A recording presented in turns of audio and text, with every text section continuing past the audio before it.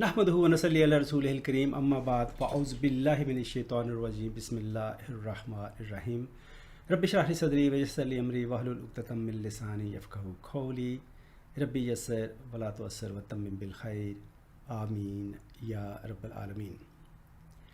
Welcome back to our next video, which I have brought after fairly a long period of time. I have been busy sorting out some personal issues and now I'm back in action. We have been working on Murakkab Tawsifi, which is combination of Mawsuf and Sifa. Our example has always been a good boy. What kind of boy? Good boy.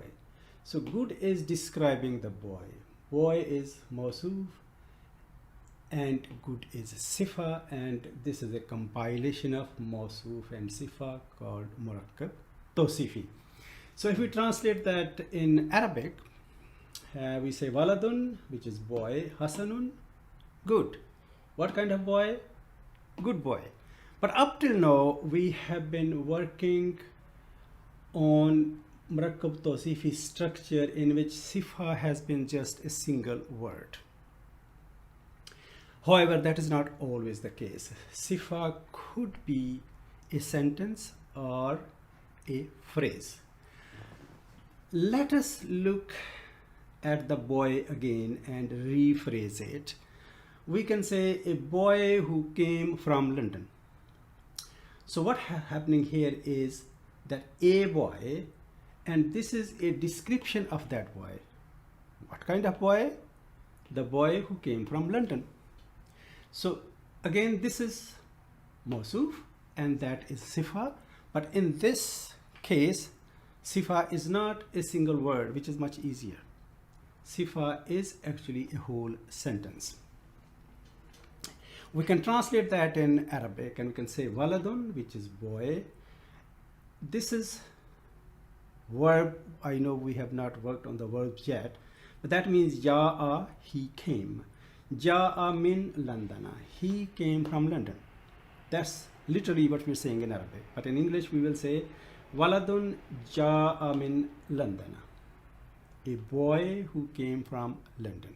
Remember, we cannot say the boy who came from London because it has to be the indefinite al-waladu.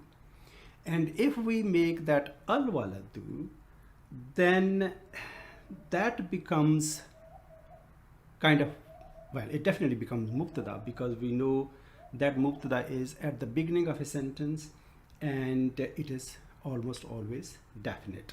So if we say al-waladu ja'a min Londana, that becomes jumla ismiya, which will be mubtada and that will become khabar. So this has to be indefinite.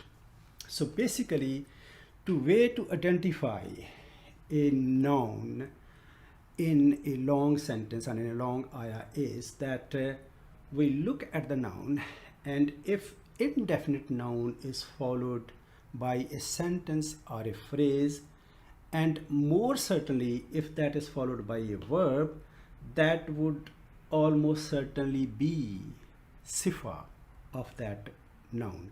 That would be describing that noun, and that becomes Mawsuf Sifa structure.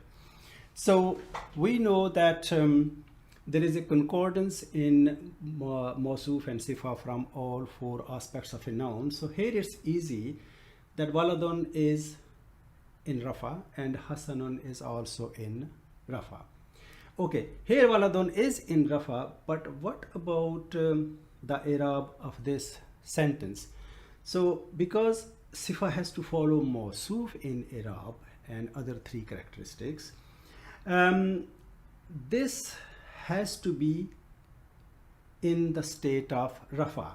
And the way to describe, and they describe in Arab books of Arabic Arab books, is that this is fi mahalli raf'in, because this is in Rafa and that is also in Rafa. It has to be in Rafa.